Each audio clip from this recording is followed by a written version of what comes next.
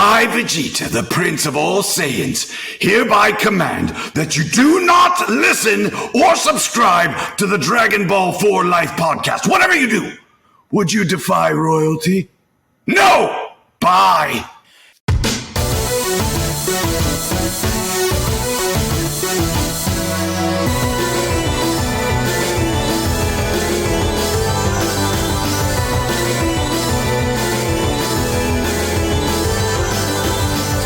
Anime, we have your attention, please, and welcome to another episode of Dragon Ball 4 Life, where you come for the content, but you stay for the culture. And it's Friday. You know what that means. We have another brave challenger that has decided to answer the Dragon Call. Depending on the day of the week, he's challengers, multiple. But before we get there, you know who we are, the Fusion Dance Dons, aka the Mon Gods, aka the deadliest backcourt in podcasting. I go by the name of Bro G to the Prince of all Sayings, Mr. Matthew Porter, aka Matty Ice, here with my counterpart, the Oob to my Majin Buu, my Dende one, going from the lookout to the cookout. I'm Mr. Troto Trav. Talk to the people, Trav. I mean, you know me. I stay chillin', and I love thy women like Krillin. And today, you know, I'm not wheezy like a ferret, but I keep that thing on me like Barrett. So let's get it. I love it. I love it. I love it.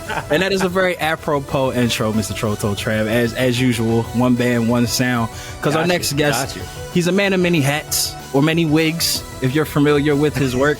One would say that he has the range of your favorite button mashing fighter game. That many characters, that's what he does. Whether it's he's storming the castle in a kingdom that has too much heart, whether he's driving down Rainbow Road, repping for the unionized plumbers of the world, you know, whether he's carrying a buster sword, gotta bust them all. Whatever it is that you feel.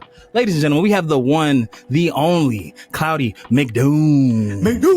What is up? What is up, everybody? Yes, snap on it. That's awesome. What's good, everybody? Let's get it. we are introduction. Look, we tell all our guests, you want to just like record that or take us with you in your travels, and we'll do your intro for you. Just background. That's like Nezuko in your background. Exactly. Yeah. Just carry us in your book bag, and when it's time for an intro, just like zip. I like that. The pocket hype man. Hell yeah. Pocket hype man. I fucking like it. We coining that. TM. There you go. TM. Because there's so much that we could get to, but we always say here on DB4L that the easiest place to start is the beginning. So before you were killing the YouTube game, slaying it, if you will, what was your original nerdom? What got you to where you are today? Your gateway, they would say. What got me where I am today? You want the long answer or a condensed answer? Yeah, bro, we got nothing but time. This your show. Cool. All right. Well, I guess I'll try to give you kind of half and half. So I would say I've grown up, you know, into nerdy things, if you will. It always starts with video games from a young age. I would say way back in the day, because I'm like in my 30s. So like it was probably Nintendo, Mario, things like that. Jumping off the couch while I play the game. Things of that sort. Apparently, according to my mom, I didn't actually start talking until I was like, I won't say the age, but they thought I was troubled up top. But apparently, I was so enamored in the games that like I just shut everything else out. And I guess that would have been a sign right there that like he's gonna grow into like the supreme King Kai of nerds. Not really, I'm just kidding. But like I'm gonna grow into things of that nature. Talk your shit, King. But honestly. Yeah, just the same story we all had, you know, just loving those kind of games, starting out with those, kind of getting into the anime, you know, that natural progression of like, oh, I like video games. Oh, what's this on TV? They're like Japanese something. Okay, that's cool. I like that now. Oh, wait, I can't talk about it at school. Oh, shit. Well, you know, I like it on the low, you know, so then here we are today pretty much. So, yeah, kind of the same path that most everyone takes. Yeah, that's so funny that you said the part of, I can't talk about it at school, because I mean, Matt and I say this all the time about like one of the reasons why we started the podcast was because like growing up, yeah, we it was the same way. And like I've said before, and like looking back on like, wow, yeah, a little messed up. You did that to yourself, Trav. But I was like, yeah, so my mom, she's half Korean, and so I would always like tell kids that I'm actually, oh yeah, my interest into anime is because I'm 25% Korean. It's like, yo, come on, man. Like, why would you do that to yourself? So Rep your set, King. Rep your set. But we're like, look, like, all of my friends watch anime. A lot of my friends had watched anime like growing up, but everyone was kind of like, it was like a whispering thing, like, yo, get that new gun of Wayne. Yo, that shit was fire, bro. Go Super Saiyan. Yeah, I was yelling in my mom's room like, I thought I was gonna go Super Saiyan myself. Hey, what y'all talking about? Not football. No. Yo, yeah. Got stuff. Sixers Football. just lost last night. Damn, man. AI man. had 40 though. But you know what's crazy with that, Trav? Like, I feel like, Clyde, and I feel like you could probably relate to this too. I feel like if you were like just a nerd, they kind of let you get that shit off. Like, if you just like anime and video games, like, it's just like, all right, that was to be expected. But I feel like the kids that had like multiple interests, like, they kind of got teased worse if they found out. Like, bro, you on the basketball, you on the track team, what you doing watching cartoons? Yeah. It's like, damn, bro, like, I can't do both.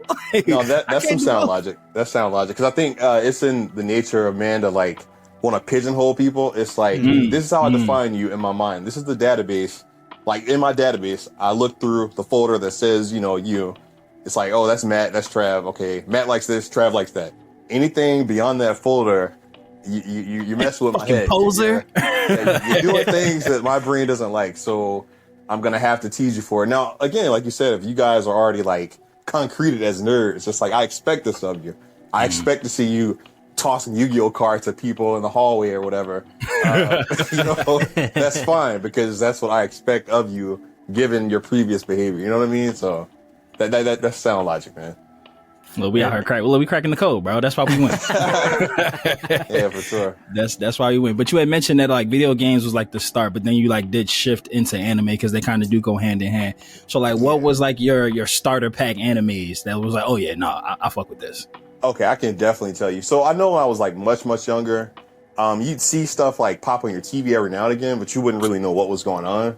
But I can definitely say in the 5th grade, so this would have been like, I'm gonna have to date myself, but like 98, 99, somewhere in there. It was a long time ago. I got home from school, and I'll never forget it. I bombed my report card. I remember this like it was yesterday. Like, I bombed my report card, and back then we had to like show our parents, they have to sign it or some shit. So yeah, I'm like, in my head, I'm like, I'm gonna just wait till, I don't want to do that right now. So I got in my room, turn on the TV, and I see this little bald kid and a kid with a bowl cut. And everything on their planet, it was like greenish, bluish. I was like, what am I looking at? Like, what are they doing? And then suddenly little bald kid starts flying, shooting beams, and then bowl cut copies them. And I'm like, yo, this is it. And so I'm sitting there just taking it all in. I'm like, lo and behold, this is Dragon Ball Z. You know what I'm saying? So that's like 5th grade. That's when I knew for a fact, like, okay, I'm going to have to dig deeper into this. I'm going to have to dig deeper to the point where I'm downloading clips on AOL. Again, shout out to my millennials out there. Downloading clips and like just going all in on that. That was like my gateway. I'm not gonna say drug, but my gateway anime that got me like, okay, I'm definitely in it. Yeah, it's a drug. It's a lifestyle choice. Like once you get blooded in, the only way you getting out is in a box. Don't worry, Cloudie. I've watched numerous Future Trunks clips on YouTube to Linkin Park and growing up. Like, the AMVs, the AMV days, bro. The highlight tape and shit. Doesn't even matter. And then it goes Super Saiyan like. Man. Yeah, wow. Them things was lit. And then some, but no, that would definitely be the anime that got me into the not the fandom, but like into the genre that is. Well, did you have a similar experience like to all of us? Because one reason why we started Dragon Ball for Life, because we don't want to just focus on just Dragon Ball, but obviously like everything nerd. But a lot of people, Dragon Ball was their gateway into anime. So did you have any similar experience like Matt and I, where after you discovered anime was a thing, did you then realize there's a lot of genres of anime that go from very kiddie to very dark? Because we've delved into some as kids where it's like, okay, I should like this is gonna scar me, and I'm gonna I don't want to watch this anymore. It's like I'm 11 years old. I shouldn't be seeing Berserk. There shouldn't be. I shouldn't have or Devil Man Crybaby, things like that. So yeah, no, definitely. I know because once you learn, that's the cool thing. Once you learn about a particular art form, suddenly it's like, oh man, I gotta examine and discover all this other stuff. You know, I can definitely say that at the time. Again, like late 90s, early 2000s, like it was mainly DBZ and anything that came on Toonami. Like those kind of things that like huge you up for, this is what you're going to like. In your coming of age years, these are the animes that are going to get you into, like to let you know if you really do like anime like that. So I'd say like Sailor Moon, for example, I wasn't watching it like crazy. My homegirls were, but like I would watch it because I think it was the way the blocks were. There's like that would come on and then DBZ. Or I can't remember the exact order. I know at one time a show called They changed it a lot. Oh, yo. So Deep Cut Reboot is on Amazon Prime. Like every episode. Okay, I gotta. Yeah, I was geek. Yo, so Amazon Prime wildly has like a really wild anime, like old 90s section. They got like Reboot, Monster Rancher, Totally Spies, like all the OG like late 90s, early 2000s shows. They're like tucked away. Like, so that's like but I'm sorry, I went off on a tangent. Like, no, so I would definitely say, perfect. That would definitely be like when I watch Toonami and stuff. Those animes that kind of really like it would start with DBZ and then kind of feather out from there. So then it's like, oh wait, what's this? Cowboy Bebop. What's this, Cyborg 2021, just all this other stuff that started to pop up, Yeah, Reboot was dope. Reboot didn't get his flowers. Flowers for Reboot. Yeah, absolutely, yeah. Shout out to Bob. Of that. Oh, man. That time skip, like when... when Enzo came back with the one eye? Yeah, like that was traumatic for me as a kid, because like, I've been following it, it's so innocent. It's like, hey, I just want to play games. Got my little backwards hat, my skateboard or whatever he was doing. Yeah, Enzo, the man. He's like, let me go on this Mortal Kombat game because I'm big and bad. I'm about to die. And he got trapped in that bitch. Yeah, man. That's when it took a dark turn. I'm like, yo, this is like, in a way, it's parallel to like Legend of Zelda: Ocarina of Time. Like when you start as young Link, go to the future, and the world's just ass. It's just dark. But anyway, that's yeah. Damn, I put it in my watch list, but I didn't have no intentions of watching it. Probably gonna watch it now. You gotta do that, man. You gotta reboot was their word, reboot. But obviously, by your name, we know the Cloudie part, like everybody's favorite angsty teen from Final Fantasy, Cloud Strife. But the McDoom part, where did that come from? Yo, man, I always tell this story. Like when I get this kind of question, it's like, I have a really wild imagination, and anyone who's seen my pages, they know this. Like it's no secret. But I would say this was like Christmas holiday of like 2016, somewhere in there. We were on a family vacation in Gatlinburg, Tennessee, right? And it was like me, my family, or whatever. And it was like I was just chilling there. Like my dad was there. He was actually sick. He had like a couple months to live. He had a lot of problems going on. So he was there. That was like his last vacation with us. And for whatever reason, I think I was just chilling. Like I couldn't sleep one of those nights. So my dad's over there asleep on the couch. I'm like the only one awake. So I'm writing. Like I was like drawing and writing. And I was like thinking, I need to rebrand myself. Because at the time I was doing this Akio Boy thing. It was like music, cosplay music videos and stuff. And I was like, I need to rebrand because I'm going to start doing like solo things like outside of that. And for no reason at all, my brain just started like popping words with Mick in it. Just Mick something, McFlurry, Mick something. And I literally was at McDonald's. Like, it's wild, man. Yeah, but I vividly remember in my head, I was this close to being Cloudie McBoom with a B. I was sitting there. It was between Boom and Doom, and I was just like, just Cloudie McDoom, whatever. Because Cloud Strife, and I didn't really look back. Because in my head, I was like, it's going to confuse people, but I don't know, it works for me. And here we are now. Yeah. I like the sound of McDoom. Yeah, me too. McBoom. McBoom does sound like a secret item on McDonald's. 1,000%. I feel like whatever it is has mad hot sauce on it. The McDoom. McDoom with the boom boom sauce. It's got mad hot sauce on it. It's just really Frank's Red Hot. They just it's the secret sauce with a hint of Tabasco. Yeah, and then like a pinch of ketchup. Your asshole will bleed for a solid week after the McDoom. Oh yeah, sure. Absolutely. But yeah, that's the origin of it. It's weird. It's not most people wouldn't expect that kind of story. Most people are like, oh wait, maybe it's the name of a character you like. Nah, I love it, bro. No, I love those like just kind of like just natural ways that they come up, because I mean, I always laugh at when people asked how Childish Gambino came up with his names. Like Wu-Tang name generator. Yeah. Like at least he was just real with it, not like, I was thinking about this, and I'm like, I'm just putting the Wu-Tang generator. And that's ran with it, yeah. But you did talk about how you were rebranding and everything, and Matt and I are going to talk about just like your success with YouTube and just that overall process in general. But I do want to nerd out real quick because I've been trying to find more time to get to playing it, and so I was watching your skit of I Hate Final Fantasy 16, and so it was for those that haven't seen it, it was essentially a skit to show the dichotomy between the two fan bases of those who have grown up on the classic turn-based action system versus the battle melee system that we see that was incorporated since Final Fantasy 15. Yeah. And so I'm just curious to know, like, where do you stand on that? Were you like, when we first moved to those battle systems, were you like, but I just love the classic Final Fantasy? And then, or are you, after you playing it, you're like, this is, I like this. I like this.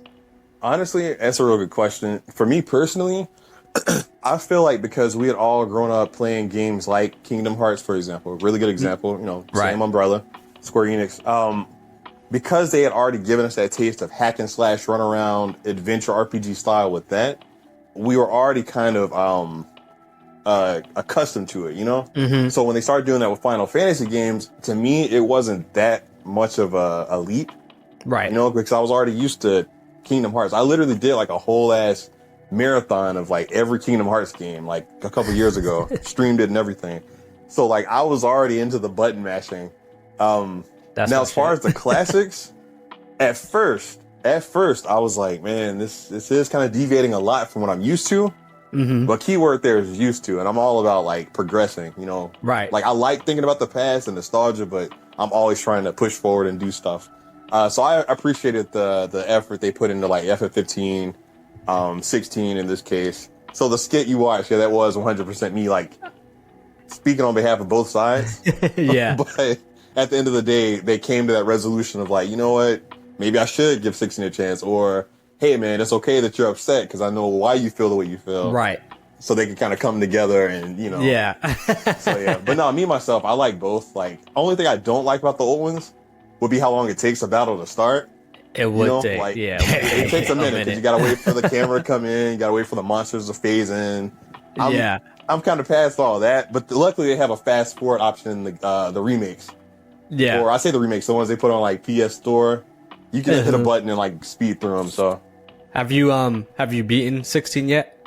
Yeah, I did that. The last I did like that months ago. No.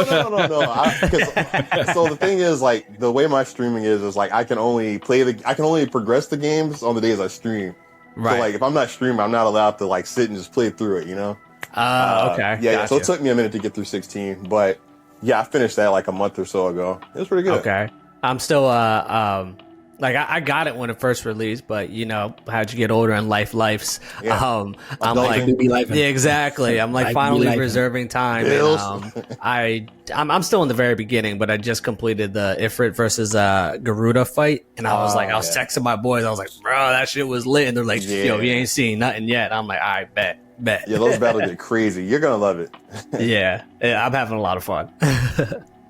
Yeah, I can't wait till part 2 come out. Oh well, I guess it's technically part for 7. Yeah, for 7. Yeah, Rebirth. Yeah, Rebirth. Yeah, that shit looks crazy, bro. No, I'm trying to beat 16, and then I actually haven't played Crisis Core yet, which I gotta then play. That was good. I didn't play that was Leon's game, right? The Crisis Leon Core. That story. Was Zach. Wait, no, Crisis. Well, yeah. Crisis Core is Zach's story, right? Yeah, Zach. Yeah. But they have another one coming out soon that's like God, what is it? It's something. It's like 17 different styles mixed into one. I can't remember for the life of me what the name of it is though, but it's coming out soon. It's like Final Fantasy VII. I don't know. I have to look it up.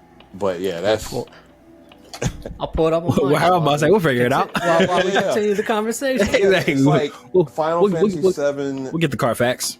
Oh man, it escapes me, man. Because like I said, Crisis Core Union, Zach, played that one. Oh, not Rebirth because that's coming soon. Yeah. That's killing me, bro. Like it's on the tip of my tongue. Well, when Trav finds it out, you're gonna like, of course it's that. Yeah. Right. Like I swear. Oh, Every man. time. Well, while we get that answer for you, Cloudie, so other than Cloud, do you have any other like favorite Final Fantasy characters? Oh yeah. Honestly, and people might argue this point. I liked FF10. Like that was the first Final Fantasy that was in full 3D, no render backgrounds. You know what I'm saying? First one with voice acting. So Titus or Titus is the technical way to say it, but I ain't gonna say it that way. Titus, because Thug Life. He was a really cool character. Like he was like this quirky, like larger than life sports star. You know, goes to the other world. You know, he's like, I don't know. It was just like the dynamic they had with that, where he was a badass in his time. You know, because again, he played Blitzball or whatever. But then he comes to this other world, goes on this adventure with Yuna and all of them. And like he's still carrying that like persona of like, yeah, I'm big and bad. I'm like this cool, whatever. But he's got all this baggage, like with his pops, like all this other just underlying shit. Like I thought that was really good how they handled that. And I think it sticks in my head because it was voice acted, so you could feel what they were actually trying to convey. So he'd be one of my favorites. Besides Cloud, I would say Zidane is a cool character because I guess technically he was in the same boat, just in a different kind of whole other thing. The whole, identity crisis, which is a common theme in Final Fantasy games. I was about to say it's like it's a recurring theme. They definitely crossed over into Kingdom Hearts too. Like a lot of amnesia. Yeah. Like, oh my god! But I think Zidane's hit me the most. Well, I say the most back then was because the way he carried himself was like he was like this again, larger than life. I'm the only me. And then he finds out, wait, it's like 8,000 of me growing in pods in this other world. Like they clone Tyrone. Yeah. Literally, like 100%. So he has that earth-shattering reality check of like, oh wait, I'm just literally, like I'm not as unique as I thought I was. I mean, he's still him, but he wasn't like the level of shit he thought he was. So I thought that was cool. Gotcha. I want to touch on 10 really quick because. And you can correct me if I'm wrong. So I'm definitely a Final Fantasy fan. I would not say I'm like I'm like a Kingdom Hearts stan. That was my. But Final Fantasy is my shit. And 7 like love that game. But 10 was actually what like brought me into the franchise because I will say, don't kill me, the fans. I'm not a big fan of the turn-based for Final Fantasy games specifically. Yeah. Like Pokemon and stuff like that, because that's what it was. Like that was it for me. So I was fine with that.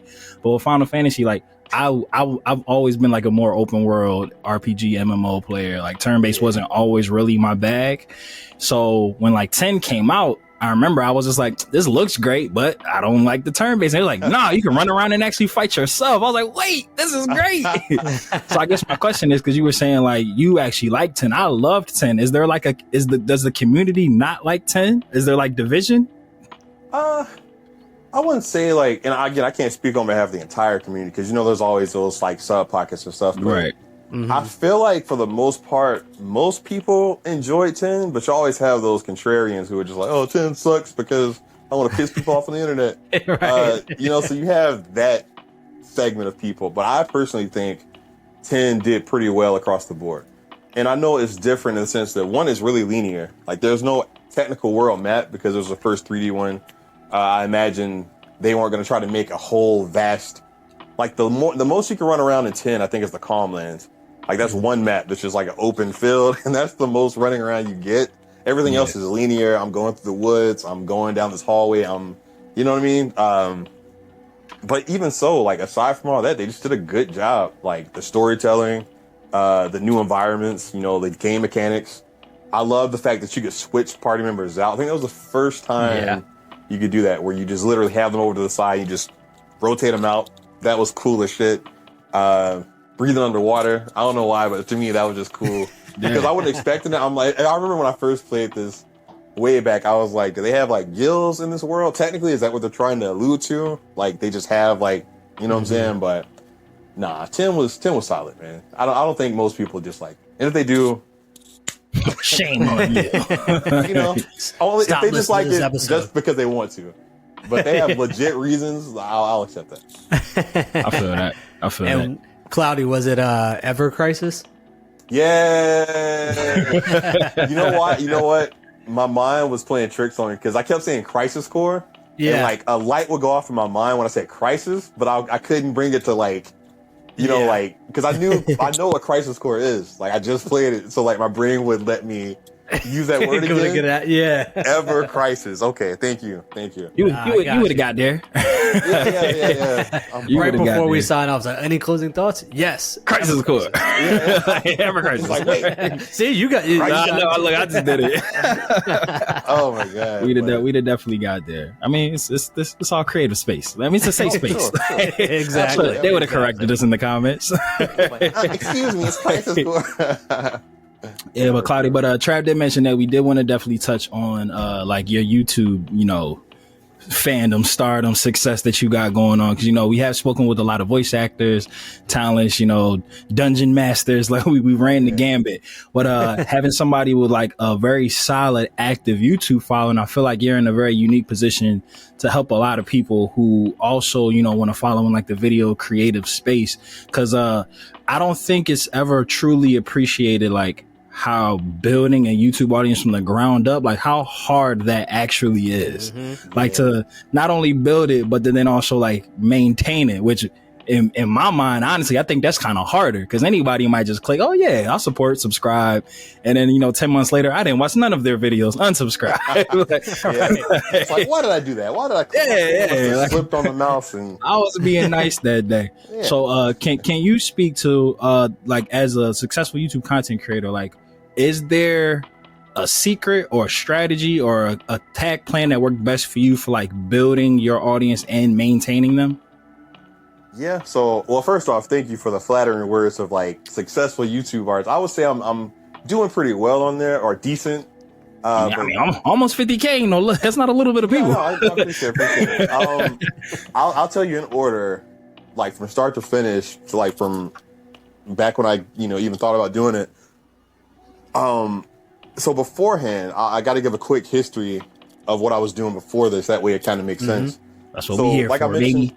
Yeah, for sure. So when I mentioned before where I used to do this thing called Akio Boy, where it was like cosplay music videos, that was my niche at that time. So this was dating back to 2014 till 2018, 19, somewhere in there. That was my niche. So it's like, hey, I'm making a cosplay video. So you got to remember, people usually watch videos like that because they want to see themselves in it. If they were at the event, they're like, oh yeah, I'll click it because I was running around. I want to see if I show up, like a yearbook, basically. So those did well for a time, but algorithms change. What people don't know is like the YouTube algorithm is always just like shifting around. Like think of any Final Fantasy boss with just like crazy moving parts and just keep like twisting, and that's the YouTube algorithm in a nutshell from my experience. And it's always like finding those niches, and you kind of have to like stay in the pocket, because like if you slip out of it, the algorithm's like, oh well, I'm gonna go over here. Yeah, over your left. Yeah, because with cosplay videos, then again, this was around the time I was like shifting from Akio Boy to Cloudie McDoom stuff. The videos I was posting on there, I noticed like the views got lower and lower, and I guess people just started losing interest in cosplay videos. Like it was just kind of like, oh, that was cool for those couple of years, but now it's like, and I noticed this for other people too. It wasn't just me. So now I'm switching to Cloudie McDoom, and this is, I guess, the main thing that I can help people with. So with Cloudie McDoom, I'm gonna use one word, and that word is synergy. And what I mean is, if you have a platform you use that's popping off, it's in your best interest to like plug your other platforms into that. Wherever people are looking, like say if you're over here on Instagram, right? You're popping on Instagram. Everyone's looking here, but you think, oh wait, I have a YouTube over here. I have a TikTok over here. you plug those there too. Like you remind people, hey, I'm doing this over here. I'm doing this, blah, blah, blah. Go watch the full version over here. Cause I do that a lot. Like literally I'll post a clip of something and I'm like, hey, go check the full thing out on YouTube. I just consistently do that. And it doesn't always work, but like at the same time, people are still gonna know it exists. You know, like you see the subscriber count going up, things like that. But the main key thing is niches. So I would say in 2018, remember Red Dead Redemption 2? Hell yeah. I actually just got finished replaying it like literally yesterday. Okay. So I will definitely say what helped me, because it's weird. I didn't go in the conventional order. Like you would think I had a YouTube first. It's actually the opposite. I had like my Instagram first that was popping because of Red Dead Redemption 2. The Artie, like this character I have called Artie Mac and all this stuff. So like I posted that. It was a clip of like Red Dead Redemption 2 in a nutshell. And the guy who plays Arthur Morgan, Roger Clark, shout out to Roger, he saw it. That clip was floating around. Like, yeah, that thing blew up. And then before I knew it, he was messaging me on Instagram. He's like, hey, man, I saw someone else that posted your video pretending they were you. I want to give you credit for it. You know how people do, like, they'll jack your video and then, like, yeah. So that happened. I didn't even realize it. But he came and reached out to me. Yeah. That was the weirdest, surreal, like... That's dope, like, bro. That day was odd. I just remember looking at my phone like, Roger Clark. And then I'm like, yo, like, I still got the PS4 box bundle that has, like, Red Dead Redemption 2 with it. So in my head, I'm like, yo, that's the dude. That's him. You had to keep double checking, but like, yo, is this verified? Yeah, I was like, holy shit. But, so with that, all right. Sorry, I ramble sometimes. So what you got to do is once you find that niche. Time is yours. So everyone out there who's listening to this, once you find that niche, and your plans are going to fluctuate here and there. But once you find that initial niche, keep making content based on that. Because I had like a ton of skits that were Red Dead Redemption 2 this. When Micah roast Arthur, when John, it was a lot of stuff. And I kept doing that, and those are popping off a lot. So that's what built up my Instagram page. So here's the tricky part. So let's fast forward to right when the world was shutting down. So this is like February of 2020. And everyone out there, you already know what's coming with this story. So at that time, my Red Dead Redemption 2 stuff, it was kind of, dwindling because I had done so many. So it's all right, we know he does that, but whatever.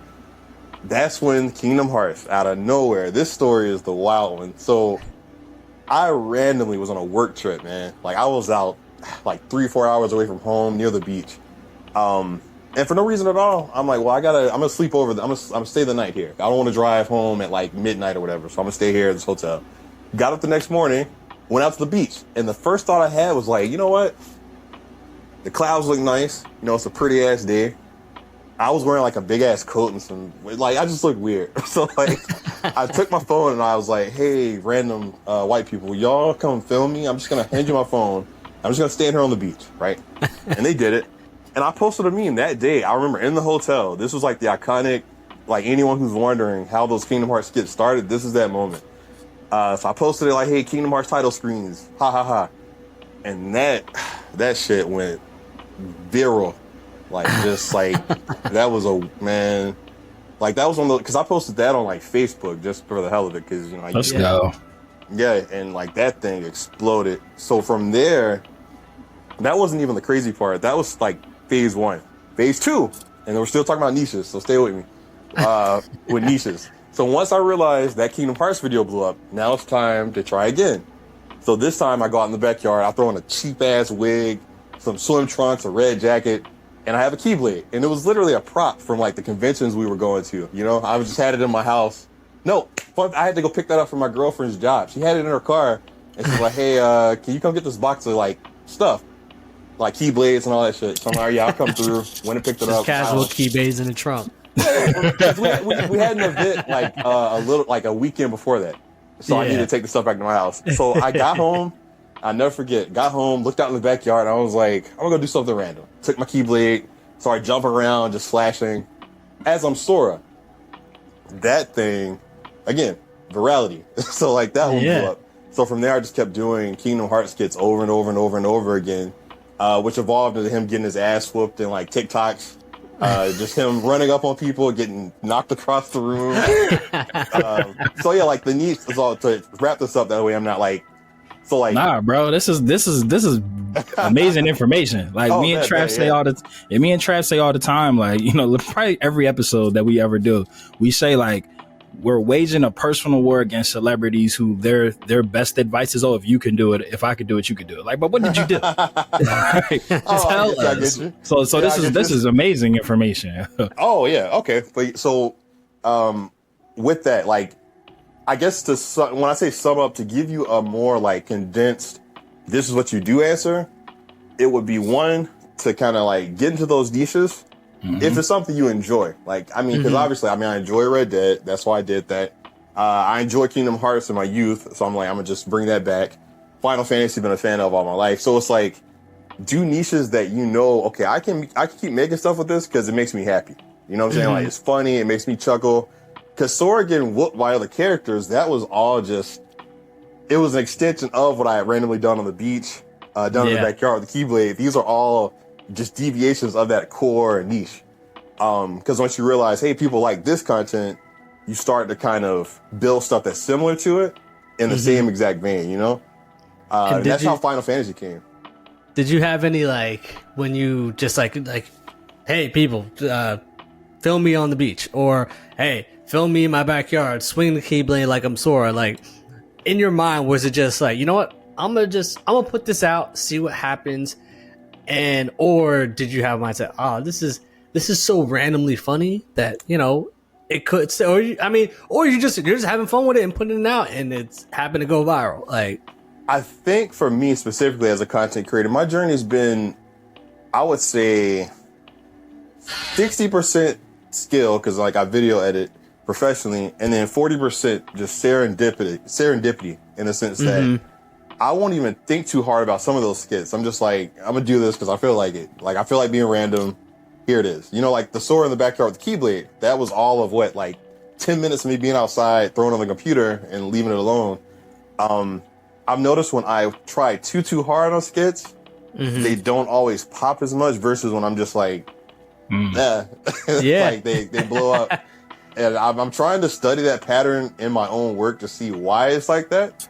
And I think what that might boil down to, for anybody out there who's trying to like kind of do stuff of that vein, is I think people just like random humor that, like, think of yourself like you're in a classroom, right? Think back to high school and imagine that one kid who might just do something, just like make a random ass noise, like something just random as shit.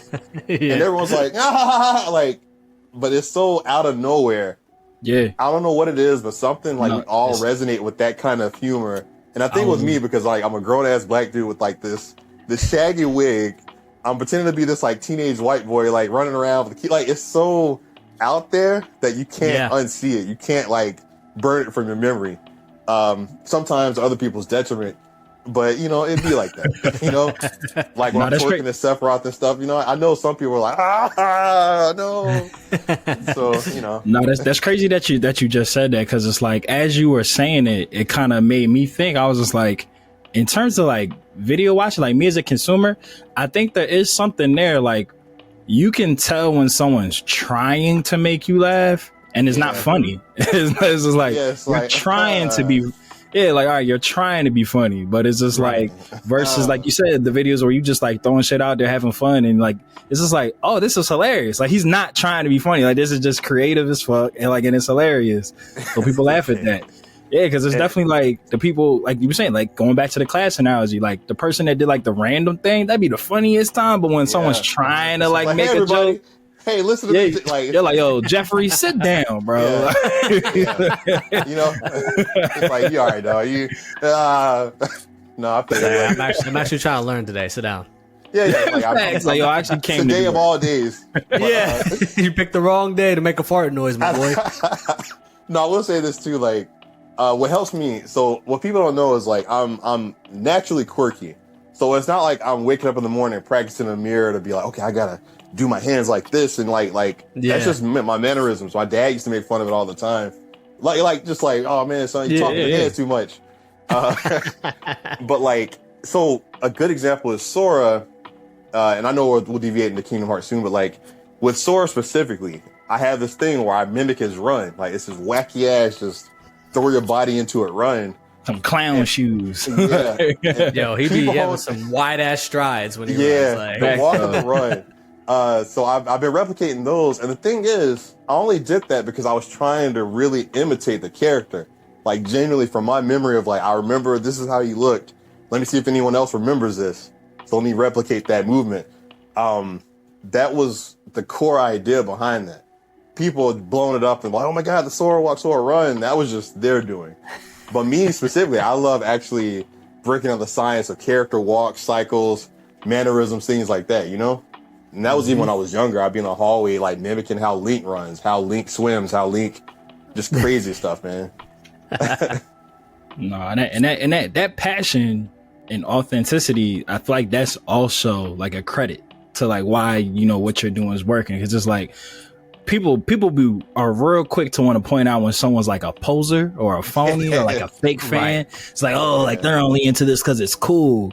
But like you doing the run is just like, it's the memories and that recall. It's like, oh shit, that is how he runs. That's hilarious. Yeah, man. So yeah, it's that building that bridge, that commonality, which is like, bro, like what you're saying is literally like conversations me and Trav have like off mic, like bro, like in terms of just trying to like reach an audience and like create a space for people who like feel disenfranchised and like it's like you said, like people want to like see themselves and like the content, whether it's like literally see them in the video you do or like figuratively, like, oh, like I can relate to this, or oh, I'll be making fun of how Link swims too. Like, I thought I was the only one. No, for sure. Familiarity, that helps too. Niches, familiarity. And with niches too, what I was going to piggyback off what I said before is if you find something you're doing that works, you can experiment with that. Like you can, I guess think of it like you're baking a cake. And you bake this same kind of cake. You baked a chocolate cake for like a year. And you're like, okay, this time I'm gonna throw a little bit of strawberry in there. And what I mean is you're taking other characters or other fandoms and blending them into what you're already doing. That's kind of how the Final Fantasy skits I do came from, like starting with the Kingdom Hearts and then fusing in like, okay, Cloud versus Sora. Okay, now Cloud's in my little universe. So I got FF7 starts to branch from that. You see how it's starting to like deviate. So now I've got full-blown Cloud versus Sephiroth in his own skit. I've got Sephiroth versus Sora while Mario's watching the background type stuff. It's just, they're starting to intermingle all the interests. Even one I do called Final Fantasy Boss Battle, I actually brought back the Red Dead Redemption content because I took a character, Artie Mack, it's like my version of Arthur Morgan. I brought him into that because I love that character. I just hadn't used him in years. So that, now I have a whole new group of people who are like, whoa, who's this cowboy guy? Who is that? And I'm like, oh, by the way, that's my old Red Dead Redemption content, just reborn into the Final Fantasy stuff. So that's how I'm doing it, like just mix and match from niches. Like niches is your foundation. If you're in that niche, you have the room to pull stuff that you've been doing and put it into that. You know what I mean? It's like you're on Across the Spider-Verse. Yeah, exactly. Just like with the content, so. Yeah. And sticking to the content, I did want to kind of get into this portion of it. And, you know, I feel like growing up within our community, whether it's the nerddom, but also within the Black community, I feel like the two, almost like, you know, being a Black nerd, like growing up was almost like, oh, like you'd get made fun, you'd get roasted, and then, or like, oh, you acting white or something like that, right? And Or, so I thought you were black. yeah, exactly. And Let me so get that black card.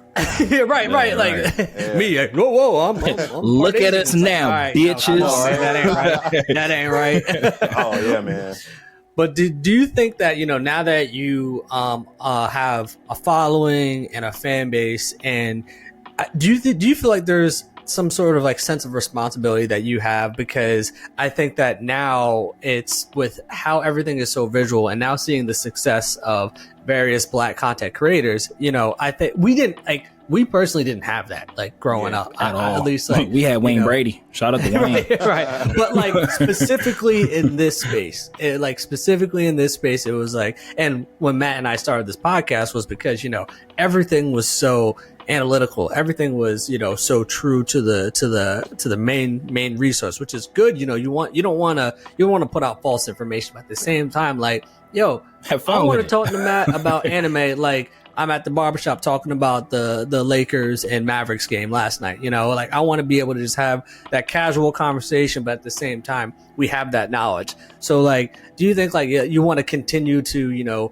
not only just put out that content, but like, yo, look, y'all, you can do it too. And don't let anybody tell you otherwise and make fun of you for it. Oh yeah, for sure, man. It does come with that little bit of pressure. And like, and shout out to the community, the fan base. Like, I get a lot of DMs and it'll just be random people like, yo man, like, your skit made me feel something. And it's such a like, kind of what you were saying. Like, I used to get made fun of, or I didn't want to tell people I was into this stuff. But when I see you going all out and doing your stuff, it gives them that sense of confidence. They're like, there's this grown ass wacky dude who doesn't care. You know, he has nothing to lose. So he's just going, he's just like entertaining people. And I guess it sparks something in people. Not saying they're going to do the exact same thing, but like they know, like, wait, I can breathe. Like I can, it's all right. Like if Cloudie's out here acting a fool, but he's being successful with it, then obviously, you know, it's nothing for me to say, oh yeah, I like Dragon Ball Z, or I like Baroni Kitchen, or, you know what I'm saying? Like they can actually openly express that. But as far as like showing people the way, I do hope that when they watch me or see me doing stuff, they get inspired in the sense that they say, okay, kind of piggybacking off what I just said, they get that sense of like, well, hey, like he's being his authentic self. Like he's not doing anything like earth shattering. I'm not like, you know, destroying matter or you know, quantum physics, but like, I'm reinventing the wheel. Yeah, exactly. I'm just being myself, sharing like my humor, my brand of humor, my creativity with the world. You know, what's to stop me from doing it? This is me speaking on their behalf. So I hope that continues. And based on the DMs I get, I want to say it's doing something, you know, for people. So yeah. Facts. I was before, like earlier today on my lunch break, I was watching your "It's Gonna Be Me" video sketch, and when you was like my brain trying to pick a character to be, bro. The fact that you had like 5 different characters all doing in sync, double entendre. Don't ask me how. In sync choreography. I was like. And then the fact that it was like a short form clip, I was like, bravo, sir. Oh, appreciate it. Like, bravo. Cause I just like watching it, and, you know, cause, you know, we peek behind the curtain cause, you know, we're also like in the space. So it's like, I know this took forever and a day to make. Like, it took that was, so, okay. And a lot of my stories, what people don't realize, like I'm a goofy guy, but a lot of some of the stuff I do comes from like really sad moments and places. So, May of 2021, my sister, she actually died in her sleep, right? So like, when we were younger, like we always watched those music videos, listen to the songs and stuff like that. Like that was our thing, our bonding, watching like TV and that stuff. So after she passed, I'd say a month or 2 later, I was like, I want to make something that just like, embodies that time period we remember, you know? So that's actually, this is an Easter egg for you. That's why there's a death character on the far right side of that skit, because a few weeks before that, I had made an actual skit dedicated to her. It's on my channel. It's called like Cloudie versus Death, you know, in loving memory of Bianca, my sister. And he was the main character of that. It was like Death talking to me, like explaining how life and death works. Yeah, it's like, it's me coping, but it's a lesson I've weaved into it, you know? Because I always try to at least make stuff like that kind of educational or cathartic for other people. But with the NSYNC thing, yeah, I did that because of that honor to her, but also just to be silly, you know. But as far as how long it took, I had to learn the dance because like those moves, I had to seriously sit there do it for 5 different people. Yeah, yeah. So yeah, literally, I can tell you, I had my green screen in my kitchen for this time period. I think I needed more room for something. So I went down there. I think the first one I did was, I'm gonna try to remember. Give me a second. First one I dressed up as would have been, I think it was a death character, actually. Yeah, I went ahead and did his because he has the most layering. I was like, it's going to be hot as hell. Let me just throw this on, do the dances. And for any video editors out there, too, like you guys, you know, like I had to do one angle straight on, second angle kind of upward, third angle from behind. So it was a lot of just moving parts for that. Switched out all my clothes, put on Sora, you know, the wig, you know, all that stuff, did his moves. Took it all off, Cloud Strife, same rinse and repeat. That took the whole Sunday I was working on that, like from like 11 a.m. until like I that can only night. imagine. Yeah, I was grinding, but it came out good. And I always repost it just because, one, I want to show people that shit took a lot of time, and I learned those dance moves, you know. But yeah, man. Yeah, when I tell you, I was like cracking the fuck up, because like you could have easily just like been standing on the shelf and had like the song playing, and it's just like that would have been enough. Like people were like, oh shit, it's a call back to the It's Gonna Be Me video. I love it. But then like when you started doing the dances, I started geeking, bro. Yeah. Because I was watching it, I was like, is he phoning it in? Oh no, those are the real moves. If you watch the videos baback to back, I did a shot for shot. Like I wasn't messing around. Nah, bro, I was very appreciative of that. Because like at first when you're doing, I was just like, oh yeah, he's just dancing to the music. But I was like, wait, that's the choreography. They're all doing it. All that, yeah. So that shit was amazing, bro. Like, thank you. Like, so a question I want to ask you, like, sticking with like the niche market, because that seems to be a theme here, and that's funny enough. That's why me and Trav started, Dragon Ball for Life. We was just like, yo, like. Nobody else is like in this space doing it the way we do it. So it's just like, come on, it's open road. Let's just gun it, bro. Gun it to 88. Sure. Right? So like with taking on the task of like, being like a character performer, you having like different, personalities and stuff, which is a whole different beast versus just like, me and Trav were like amplified versions of our everyday selves. Like we turn up the personality a bit more, but like you're like choosing to like be other people. You have like a Rolodex of characters that you like are regularly cycling through, doing like individual content for each person, group content. How much of that was you saying like, yo, no one else is really doing this, I could get it, versus like, oh no, like this is something that you would like be doing for fun anyway? It would be a hybrid. And I'll tell you, the pandemic had a lot to do with it as well, but I was doing stuff like this beforehand. So I would say a good example would be before the Red Dead Redemption content. That was, again, 2018.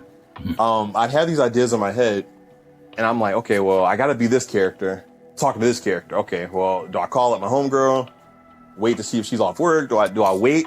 And that's my thing. When I'm in my creative mode, like when I'm ready to make something, it's hard for me to like stop and wait. Like I'm patient when it comes to certain things, but like in my head, if I know I can just execute something myself, 9 times out of 10, I'm just gonna just roll with it. You know what I mean? Right. So with that, it would start with like 2 characters just talking back and forth, right? And then from there, it's like, okay, how many other characters can I throw in this? How many costumes can I make? Okay, so my max, I think so far has maybe been 5 at a time, but I have to double check. Counting that's nuts, dog. Yeah. So like honestly, so getting to the pandemic. When the world shut down, obviously you can't get your friends to the house for real because everyone's scared you're going to cough and kill them. So, like, I couldn't do that. I had to go around that. So I have the green screen. So I'm like, okay, well, I'll be this character. If I want both of us on the screen at the same time, film myself. Cool. Switch costumes, film myself, and just splice them, And I think because I was locked in my house for that whole, spring to summer, however long it lasted, that was pretty much it. Like I wake up, go film, make the content, and that was my life, And I think because I did so much of that during the pandemic, during the shutdown, it just made it easier now. Like, I mean, it's a lot of work. Don't get me wrong. Like, it's a lot to say, okay, I'm gonna dress up in all these clothes, go jump around for like 30 minutes, burning up. Then I'm gonna take it all off, do it again in this character. It's a dedication thing. Definitely dedication, but I like it. No, for sure. And that actually opens me up to a second question. Way past second question. Another second question of the same train of thought. So like, I know when me and Trav were like doing like the prep work for like starting the podcast, because we have done 2 other podcasts before. Shout outs to Ether, shout outs to RNG, the OGs. Yes, and when we were doing like the setup and like flushing out how we were going to do this, we have those conversations like, we both have families. We both have 9-to-5s. This is going to take up a lot of time. Let's boost each other up. When we both were having like a case of the Mondays, like we could use each other as a support system, and also being able to realistically say like, all right, this is going to take up a lot of my time. There's going to be times where we don't feel like doing this, but we know that there's a goal. Like we have like our why. So for you doing so much of this by yourself and like creating so much content, because for the most part, we're audio. And then when you get into visual, that's a whole nother beast. You know, shout out to super producer Mikey and Paul. So it's just like, I guess for you doing this at such a high level for such a long time, what keeps you going? Like, what's the motive? Like when you get that case of the Mondays and you got to do a 6-character skit. Because you don't want it ever to feel like a chore. Right. Yeah, I will say, okay, so it's inevitable that you're going to get fatigued from doing this stuff, right? Like it's natural. Like if you're doing it a lot, it's like, okay, I'm going to have to bust ass on this day to throw all this stuff on. I do have those days where I'm like, I'm just chill and work on something else. I might just do some reposts of other content I've done since not everyone's seen it, you know, because you can do that as well. That's actually a really good point. I should have added with the niche stuff. But anyway, like. You just did. Yeah, there we go. Yeah. So with I think what drives me the most, though, is because, again, like my imagination is so overactive. I geek out over the finished product that's already playing in my head, you know, because it's weird. Like, I think in terms of like comic book panels, in terms of like a completed scene that's already playing of something I've done, even though I haven't done it yet, you know? So it's like I'm watching that as I'm like making, because what a lot of people don't know is I don't really storyboard a lot of my stuff. You know what I mean? Like it's literally just off the dome because I see the shots. Humble stunt. No, I speaking Matt's language. Look, give it to him, bro. It's wild. Like, I'm with you, bro. I'll be in there filming. I'm like, okay, this angle is gonna happen, this time section. Okay, so I need to move like this so I can edit this way and move like. So I'm just going. I'm just letting my body move with it, yada yada, etc. And I think for me, I get excited because I'm like, okay, I'm already there. It's already finished at some point in the time and in the timeline. I just have to catch up to it. You know what I mean? So I guess when I think of it that way, it like forces me to get it done. You know, it won't let me just put it off, brush it off to the side. Because I mean, I have people I know who do stuff like they'll film a lot of stuff, a lot of content. And they're like, yeah, man, I just, didn't really feel like editing it. Didn't really feel like putting it together. You know what I mean? So it hits us all different. You know, it's definitely what drives us is going to vary from person to person. But I guess for me, because I am always thinking like of the creative side of it, of seeing how people react to this thing, I guess that's also a driving factor too, you know? Absolutely. Yeah. Absolutely. And how do you go about, obviously you're not just doing it yourself in these skits. So for example, for the Gunner Buster video, I'm Gonna Buster You music video. Yeah. How do you go about recruiting people for the video and getting them on board for what your vision is? I'm lucky in that regard. I'll tell you this, man, like, I think, I guess it helps because like, since my platforms are, like, I'm not like saying that this matters for real, but like because they're of a pretty nice stature, if that makes sense. Like, people know like I take what I do seriously enough to where they'll see like, okay, he's playing around, but he's not playing around. Like he's actually about what he's doing.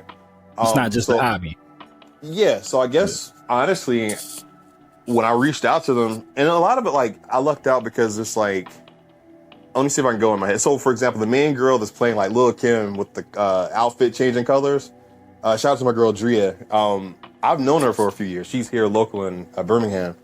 So when I pitched the idea to her, like she didn't care because like we're cool, So yeah, I'll totally come through and whatever.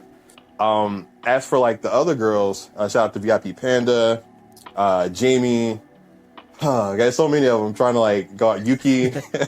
Sayori, Vampy, don't want to forget anybody. It's another one. My boy Arcane Kanye, and I know there's like a last one. Let me mentally play the video in my head. This practice when you accepting your award at G4, bro. You got to remember all the names, dog. Shout out to G4. Yeah, shout out to like, G4. Come get us, please. Yeah. G4 TV. Oh yeah. Shout out, they sent me this badass robe. It's like a black and orange. Like I wear it a lot around the house. Like that thing is comfortable. But like, just shit. Dope. With them, I just hit them up. I was like, hey, I'm doing this Final Fantasy music video. I need baddies. Do you have a green screen? Can you help me out? And they're like, yeah, hell yeah. And I sent them the song. They love the song, and then they just sent me the stuff. So that was that. I didn't have anyone like, oh my God, this is terrible. How dare you ask me that? So. Delete my email. Yeah. So that prank caller. Oh, and shout out to my girl, Evan. Yeah. She's the blind that's on the computer. Elena. Yeah, shout out to my girl Evan. Yeah. Are you gonna be you talked about niches, and is this your current niche that you're gonna be venturing in for the time being? Yeah, I'm like, so with the music thing, I'm dipping my toes in, but here's the thing. I'm trying to I'm staying in the lab, so to speak, and I'm trying to in the stew. Yeah, I'm trying to cook in a sense of So let booby spin. Yeah, because I'm working on the exact kind of vocal style I want to use. That kind of sound. I want to make sure the beats I use are they mesh well with it. Because obviously I'm not going to use my style of singing on a heavy metal track or something, or just something just out there. So I'm experimenting with sounds and stuff in my spare time. But no, that's been really cool. People, they've been offering me a bunch of beats and stuff. After I dropped that music video, they've been emailing and messaging, about wanted to do stuff. So that's pretty cool. So that's pretty dope.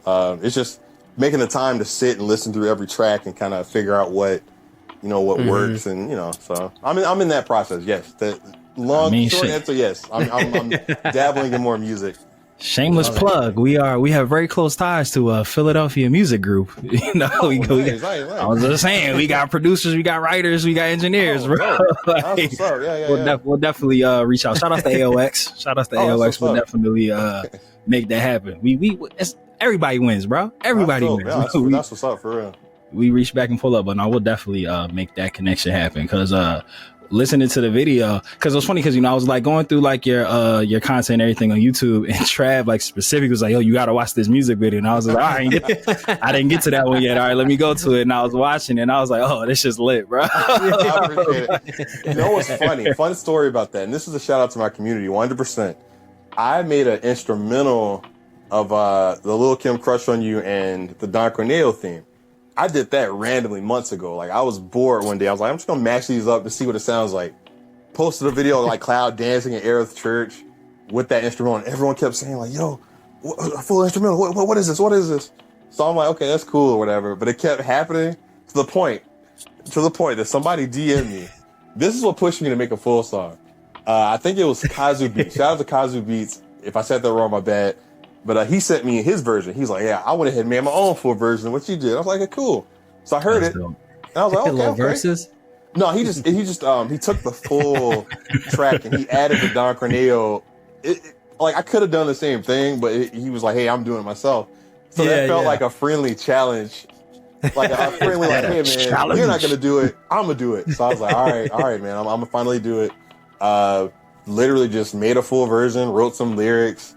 I experimented with melodies in my head and just kind of pieced it all together, and that's the song now. And that's the wild thing, man. It has 40K views or whatever on YouTube, and that's the only time I've done that with a song. Because I have other parody songs on my channel, but that's the only time I've hit that many views for a music video or a song. Period. Yeah. So that was pretty dope. Well deserved, sir. It's well deserved. Appreciate it. 100%. Absolutely. So speaking of ensemble cast, we just thanked all the great actors that were in the video and whatnot. What have you? I would imagine that there's probably a lot of crossovers and comparisons between yourself and RDC World, because they do a lot of the same stuff in terms of skits and costumes and taking pop culture references and mixing it with anime and nerd culture. Do you have because y'all are very, I wouldn't say similar, but because you both have, a stranglehold on this market, do y'all ever cross paths? Have y'all had any interactions with each other at all? I haven't interacted with RDC World yet. I love their stuff. It's just hilarious. It's weird. I think for me, I've been, since when I say my own lane, I don't mean this in a pretentious way. I mean literally I do the same stuff that everyone else is doing, but mine's very, I say weird, it's got this tinge of okay, this is No, it's very unique. Yeah. Like it's very like it's like what they're doing, but it has a little bit of just a sprinkle of oddity in there. But I've lucked out because like shout out to King Vader. He started following me on I think Instagram and TikTok. I can't remember which video of mine he saw, but he was interacting with it. Shout out to my boy Cleo Thomas. Zero. Hector Zeroni. He I think my Final Fantasy content he was seeing because I noticed he would pop up on those a lot. Like he even left a comment on the TikTok video of Gonna Bust. He was like, "Man, thank you for putting this in the world." And I was like, "No problem, Zero." But like, I didn't call him Zero, but I think for me, what I've noticed is I've just kind of been doing my thing, just kind of making my goofy stuff, and like these bigger creators, like they're just kind of seeing it and they'll just kind of follow me or interact with me. Because it'll throw me off because I start seeing like these blue check marks pop up in my when you're on Instagram when you get like notifications of who's comments. I'm like, oh, okay, like that's dope. But I don't get like big headed with it. You know, I'm not like, oh man, me and King Vader are friends. Me and like I'm blessed and thankful that people like my weird ass in the sense of they're like, he's quirky, he's doing his thing, but we're cool with it. We like it. And that's humbling for me. Like, I feel like if I just stay on that path of just, you know, being myself in a sense of when I make the content, I'm like, all right, Cloudie, are you laughing at it first? Yeah? Okay, you're going to upload it. Like, if I can just stay in that pocket. I love that. I like that a lot. If I can stay centered in that, I feel like I'll do fine because I'll never hit a point where I'm like, oh, trying to flex on people for no reason. And then you like become like a parody of yourself, and then it was just like, Cloudie changed. Because like even sometimes like I'll like during my streams I'll act like this just douchebag, like this big like just a tyrant. Like I'll be timing people out in my chat just as a joke, just being a prick. But it's all because like I'm an entertainer, so like it's all in that realm. You know, it's all acting, it's all engagement, it's just all of that. You know, so. Yeah, don't worry. If we ever see you acting like a pretentious dick, I'm gonna be like, nah, he's just building this character. It's a new character. Or the future skit where he goes head to head with this character. He's a method actor. He's a method actor. Exactly. He's committing. He's committed to the role. He had to embody that. To rob your store. It's not really him. It's just he's trying to get. Once the content come on, he gonna bring it back. McDoom. That wasn't McDoom. Yeah, he'll bring it all back. He'll bring once the video drop, he gonna bring it all back. You good, baby? You good? You might not get your money back that he stole from you, but at least all of it. You'll get like 50% of what he took. And now your store got exposure, baby. We good. You good? Cost of doing business, you know, marketing, all that. That's all. It's a finder's fee. That's all it is. That's all it is. But to kind of piggyback off Trav's question and staying like on this train of thought, you know, you saying like you staying true to yourself because like people are obviously gravitating towards you. So like you saying like if you laugh at it first because don't nobody know your brand better than you know your brand, you'll put it out. Maybe not your end goal, maybe like the very next goal or like your white whale. Like where is it that you want to take this content? Do you want to like superstar Cloudie McDoom, like get this as you have it and take it to the next stratosphere, or is this more of like the springboard to get you into something else, whether that be, you know, like TV, film, you know, whatever it is? Like what is it that you want to do with the content? Well, I used to think I wanted to be like an actor in like TV and films, but now that I've been like now that I've been like an extra in a couple of like movies they shot locally. When I say shot locally, like they're on Netflix and stuff, but like they filmed them here in town. After doing that and experienced it a couple times, which shout out to Pooch Hall, like the dude from the game. Remember on Beach? Yeah, I know Pooch Hall. Derwin? Yeah, he's cool. Derwin Ding Dong Davis? Yeah. I was his stand-in for a movie they were filming here in town. Oh, that's lit. So like, I mean, I chopped it up with him and whatever, but like, those are long days. It's like, it wasn't really... Like, it's cool. Like, I can always be like, yeah, I was in, you know, in the movie or whatever. But I think what I want is to hit a point where I can go back to where it all began, where it's probably making my own, like, indie game studio, you know? Because when I think of, like, everything I'm doing physically as a person, like, if you actually put my life on paper, because I'll give you the condensed version. Like, I used to play in a rock band, so I know some music stuff.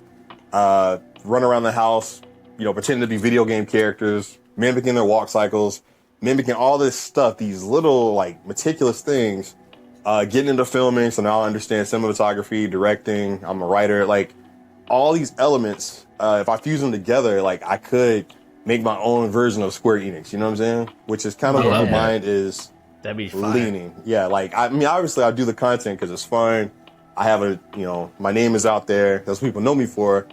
But that would be like my 5-year goal would be to eventually graduate into game development and stuff like that. And again, I go back to the word I said earlier, synergy. I'm not going to just throw away my Cloudie McDoom platform. Like this is literally like McDoom Studios, baby, indie gaming, bro. Let's get it. I would use this to like promote what I'm doing elsewhere. Like I mentioned earlier, where if you got an Instagram popping, promote your YouTube, promote your TikTok, whatever. Like that would be kind of the goal there. Like have a presence here, but then shift that energy towards my game studio one day. Hey, that's what we say with DB4L. Oh yeah. Started with just focusing on Dragon Ball, but then it's branching out everywhere. I mean, we're already doing it right now, but at the same time, it's just like, you don't want to pigeonhole yourself if you don't have to. Like you got multiple goals, multiple avenues. Yeah, hell yeah. Yeah, like not spreading yourself too thin. Like it's cool to have several goals and dreams, but it's wiser to focus in on like maybe a couple at a time to really put your energy and attention into. Mm-hmm. And then you can kind of say, okay, well, cool. I'm doing this. That's doing pretty well. Now I'll shift over here to this. Like, cause I know I couldn't stop everything right now and do a game studio just because I'm working on, like, for example, I play Final Fantasy 14 with my community. I'm working on a series with that. I do my live action content. I got my streaming, kind of dabbling in the music on the side. But you see how like, I'm only going to put X amount of energy into those handful of things right now. Mm-hmm. Like some is going to get more than others for the time being, Yeah, for sure. I love that, bro. And I know this episode is done specifically. This platform is done specifically to give the flowers and shine the light on creatives such as yourself. But outside of just us doing it in this form, I also just want to like publicly say that, bro. Like you're doing an amazing job. Appreciate it, man. Like, and then just like hearing you talk about it, it's like I hear the passion, and it inspires me. Like it gets me fired up because it's like when we started this, like me and Travis, just like it can't just be us. Like there has to be other like-minded people, albeit they be black, white, whatever complexion they want to be that day. There has to be other people. That day. There has to be other people that feel passionately like about like this nerd content or whatever their like passion is, that they're doing it because they love it.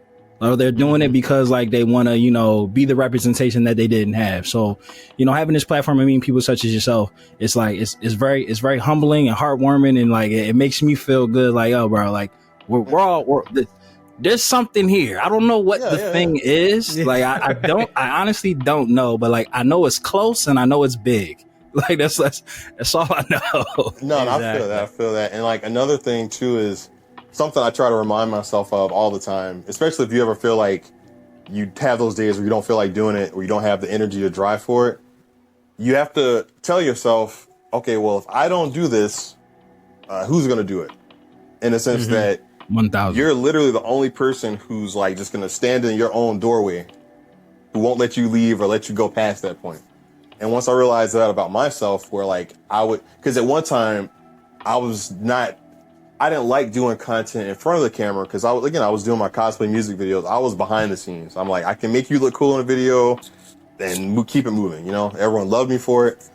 But then one day I was like, well, I'll get in front of the camera. I'll do some goofy stuff. I'll make my skits.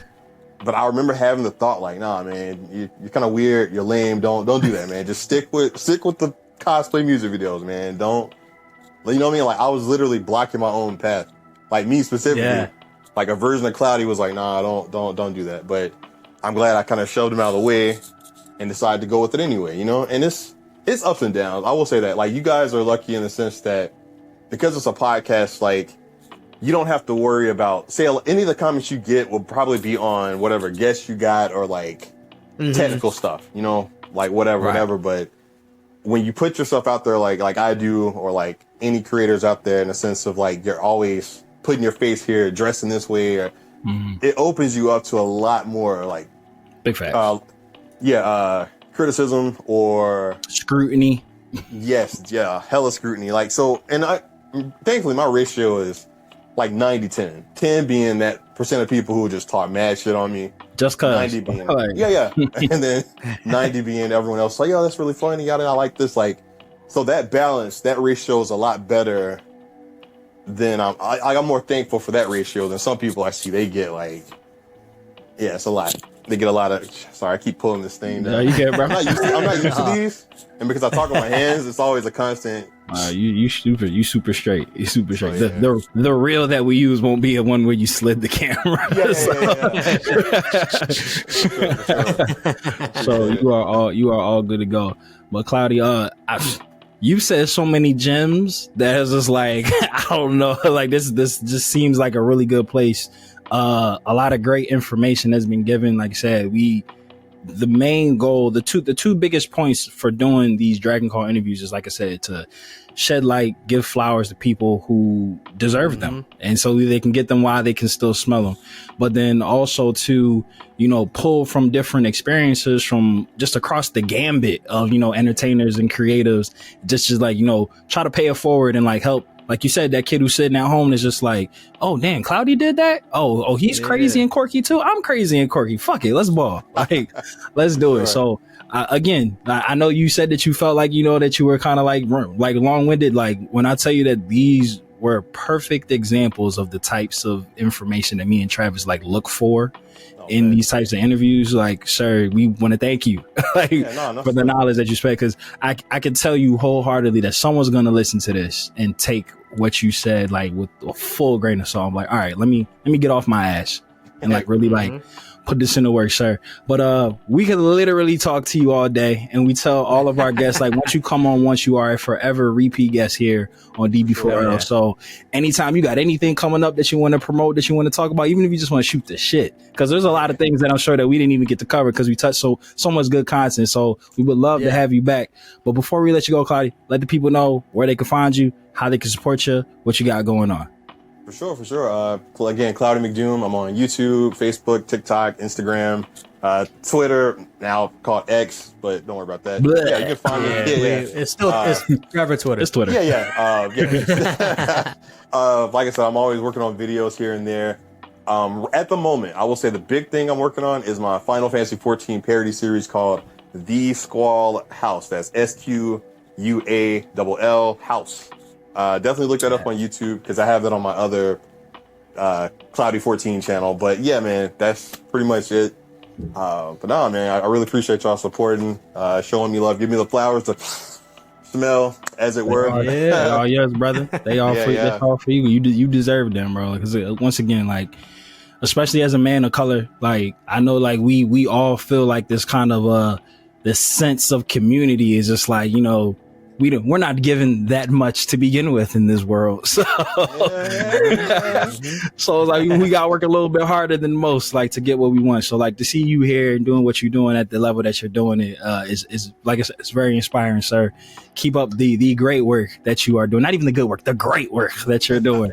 Cause it means a lot. Like you're out here inspiring the masses, like, and it shows. Like I said, each video that I watched, like I was just trying to watch a couple of different things, so I just didn't get on here, acting like, oh, when you did the such and such video, I never did that. But it's just like, you sure you got the right person? that ain't me. But it's like as I'm watching one, I was like, I gotta watch another one and another one and another one. Next thing I know, I'm like, I done lost my lunch break's over. Dang, all right. You didn't go hungry, did you? Good? No, we straight. Go. But like we've been saying, like you got something. Again, like I don't know what it is or when it's coming, but it's big and it's on the way, sir. So like just keep grinding, keep doing what you're doing. And my good brother Trav, I love to always give you the last word to bless the masses with your wisdom if you have anything. No, I just wanted to, first and foremost, like echo the same statements that Matt has said, just mad respect to you, and you inspire me personally too, because, you know, hearing, you know, your personal story and just the things that you've dealt with, and just speaking to you in this interview, and just seeing how just a genuine and great personality, and just you just bring a vibrant energy to the room. And I think that, you know, when people listen to this interview and when they meet you and interact with you, or just even watch your videos, just know that, you know, if there's dark times going on through your life, like, you can find ways to channel them into positive experiences. And so, and I think you're an embodiment of that. And so, you know, I just, you know, don't ever change, continue doing what you're doing. And, you know, a lot of respect, because, you know, there's definitely been some tough times that you've been through, but you still are here today and still doing it with a smile on your face. So, Thank you know, man. mad respect to that. Nah, for real. Thank y'all so much. Thank you. Yeah. Thank you for being there. And this is definitely not the, we will talk to you again. Yeah, hit me up, man. we 1000% gonna have you back on the pod. But lifers, we call you guys the lifers because you quite literally put the L into DB4L. So to stay up to date on all things Matt and Trav and Cloudie McDoom, click the all powerful link Tree of Might that will be in the description of this video. And like we say every day, whether you watch it or you read it, we all need it. So open up your nerd eye, and we will see you next time on Dragon Ball For Life. Dodon Ray. Bow. Shout out to super producer Mikey and Paul. We love you, Mikey. Hero. And shout out to Yali. All caps. Shout out to Dante. Yeah. We gonna work them into the outro. We'll figure it out. We'll get it by next time. The whole team get love. It's man. getting a little bigger, bro. The universe is expanding. Yeah. I like that. Later, nerds.